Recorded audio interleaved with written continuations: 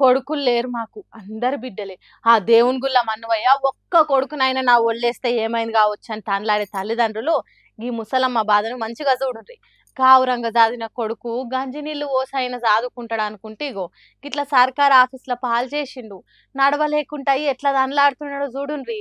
జోగులామ గద్వాల జిల్లా వడ్డేపల్లి మండలం రామాపురం అనే ఊర్లుండే హుస్సేన్ బి అనే గీ అమ్మకు ఇస్మాయిల్ అనే బద్మాష్ కొడుకున్నాడట.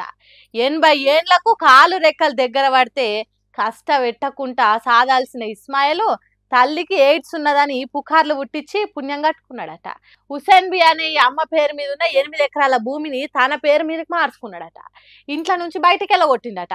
అరే నువ్వు మనిషివేనారా, కన్న తల్లిని ముసలీడిలా కష్టాల పాలు చేస్తావారా, పాలిచ్చి పెంచిన తల్లిని పరాయోళ్ళని చేసినట్టు చేస్తావారా అని ఊరోళ్ళు తిడతారు కదా. హాగో అందుకే ఎవ్వలేమనకుండా మా అమ్మకి ఎయిడ్స్ ఉన్నదనే పుకార్లు చెప్పి జనం నోర్లు మూయించిండట. ఎంత లంగబడివేగాడైనా తల్లికి ఎయిడ్స్ ఉన్నదనే అబద్ధం చెప్తాడా? ఒకవేళ నిజంగానే ఉన్నా ఎవరికి చెప్పకుండా సచ్చేదాకా కన్న తల్లిని జాదుకుంటారు గాని ఆ ఇస్మాయిల్ గాడు వేస్ట్ గాని తిరుగున్నాడు. 8.5 ఎకరాల భూమి దక్కించుకునే తానికి ఫాల్తు పుకార్లు చెప్తావారా అందుడుతున్నారు ముచ్చటెరికైన జనాలు.